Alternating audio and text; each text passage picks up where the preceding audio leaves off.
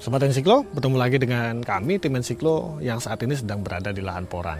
Saat ini tanggal 12 Maret 2020 dan ini adalah porang kami yang kami tanam dari bibit katak. Ya, ini bibit katak nggak super sekali sih. Paling 1 kilo isi 400 sampai 500 dan seperti teman-teman lihat pertumbuhannya cukup memuaskan. Nah, ini terutama permintaan dari Mas Eko ya dari Cilacap yang bilang, "Kang, Bok di-update porangnya." Nah, ini porang yang kami tanam di sini di lahan, sementara di demplot lain di sebelah juga ada, di desa lain juga ada, di Magelang juga ada. Nah, ini demplot yang ada di dekat home base kami di Pleret, Bantul. Nah, teman-teman, kalau teman-teman lihat porang ini sudah tumbuh cukup memuaskan menurut kami karena ditanam dari bibit katak yang tidak terlalu besar yang pertama, dan kemudian ini adalah tunas rata-rata tunas ketiga, keempat, kelima. Jadi ada beberapa yang tumbuh sampai 6, ada yang beberapa tumbuh sampai 4, tapi yang paling sedikit adalah tunas ketiga.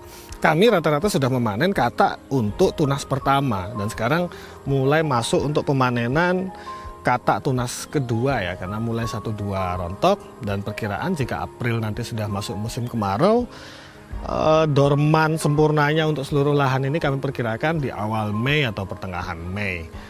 Jika dilihat pada lahan ini dengan bibit katak yang kecil, kemudian dibandingkan dengan lahan sebelahnya, maka kami ingin sedikit bercerita kepada teman-teman bahwasanya olah lahan pada tempat ini dan tempat satunya, nanti secara visual akan kami tunjukkan, itu sedikit berbeda. Olah lahan pada bagian ini bisa kami bilang cukup bagus, mengingat yang pertama di sini kami beri molase.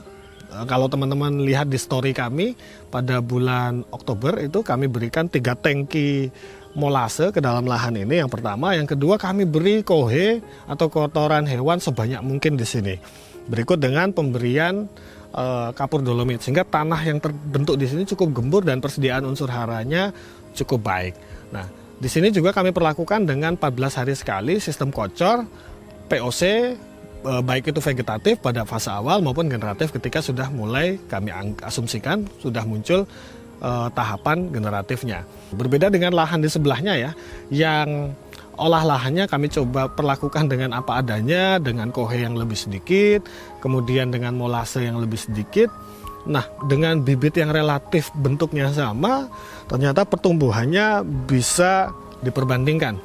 Di sini kami mendapatkan batang-batang porang yang sudah bisa mengeluarkan katak lebih dari 1. Nah, sementara yang di lahan yang diperlakukan lebih tidak baik istilahnya dibandingkan lahan ini, perkembangannya jauh tertinggal dibandingkan lahan ini.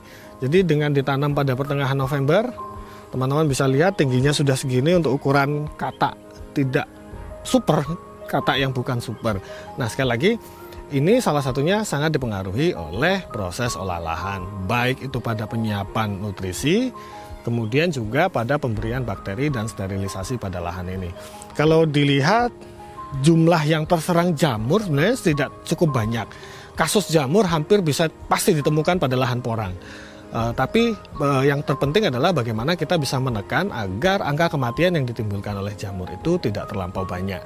Dari 25.000 yang kami tanam, kami menemukan tidak sampai 2 atau 3% tanaman yang mati akibat jamur.